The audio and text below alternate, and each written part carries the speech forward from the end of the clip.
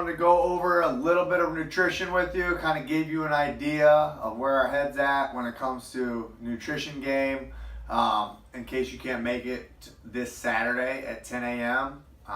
We've got the InBody here, all existing CrossFitters. You can hop on it. It's 20 bucks. If you want me to read it and go through it with you, I'd be happy to do that. It's an extra 20 bucks for kind of that half-hour consult and get you squared away. So here's what I'm looking at when I look at the piece of paper. Okay, I'm gonna grab one to use as an example.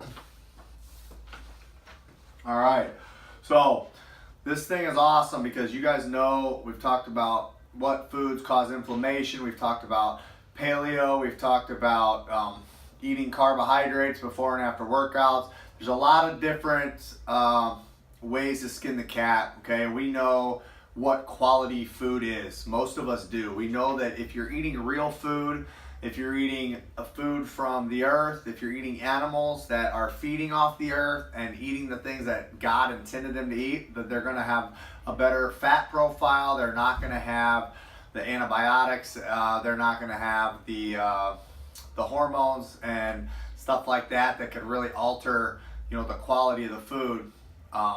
So we're looking for clean sources of protein coming from animals, and we're looking for vegetables that are as natural as possible in their natural state. We're looking for whole grains. We're looking for beans. We're looking for real food, okay? But when we look at the other side of the coin, it's the quantity of the food. It has, cannot be ignored, right? It has a very important factor. So we have to pay attention to both the quality and the quantity. And what I've got here is an InBody scan that tells me your skeletal muscle mass, which relates directly to your lean body mass. That's the number that I like to use as a baseline for your protein intake. I feel like most people undereat their protein. Here at Resurgence, we do lift a lot of weights, but we do not adhere necessarily to the bodybuilder style of eating 1 gram per pound of body weight. I still feel like that's a little bit excessive. So we try to keep that protein at that about even with your lean body mass. It seems to be a really good starting number. We can move it up or down based upon activity and how we're recovering.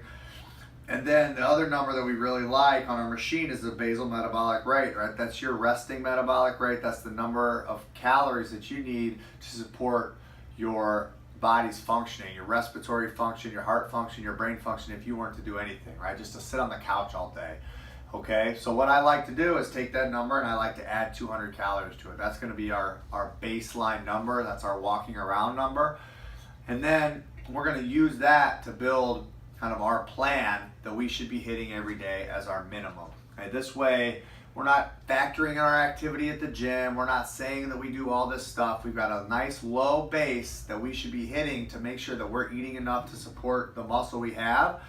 And then we're gonna listen to our body and know if we need to eat a little bit more one day, or maybe another day we might not be needing to eat as much, and we can go under. And that's where we find our best results, in this sort of ebb and flow. That's the way real life happens, right? There's not one set number of calories that I need to eat every single day. We've done that before, and we had people get really strong, but they also gain weight. So for people that are trying to get lean and shredded, like most of you guys are, we're gonna have to play with that number so we can undereat slightly, and we can eat enough to recover at least 1 day a week where we get a good calorie surplus in there so that our hormones stay optimized, okay? So what I like to do is take that lean body mass number, and that's my protein number. So we're gonna take this one as example. It's about 116.9. I'm just gonna say between 115 and 120 grams of protein.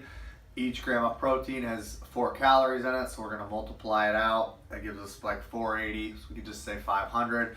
And then we're gonna take our basal metabolic rate, which is 1500. We're gonna add 200 to that, so we've got 1700 total calories for the day. And then we're gonna take our protein and subtract it. Okay, that's 500 calories, so we get left with 1200. And we can play around with the remainder, and every body is going to be different. But what I like to do is just say 150 grams of carbs.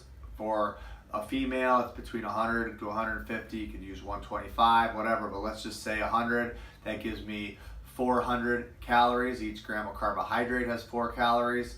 So I've got 900 of my 1700 done, that gives me 800 calories left, and we know that a gram of fat has 9 calories. Okay, so I'm going to take my 800 divided by 9. It's somewhere in the, I don't know, 60s or 70s. Check my math. But that's more of a higher fat diet. Some people would thrive on a higher carb diet. We might bump that up to 150, 160, 170, 180, 200. And then we're going to get our 200 times 4. That's 800 calories from carbohydrate if we go with the higher carb.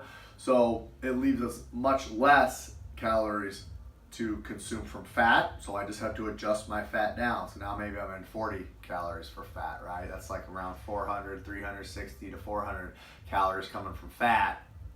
So you can play with the numbers to get to that baseline, and even different days we can even have higher carbs on certain days if we're lifting a lot, if we did a lot of squatting.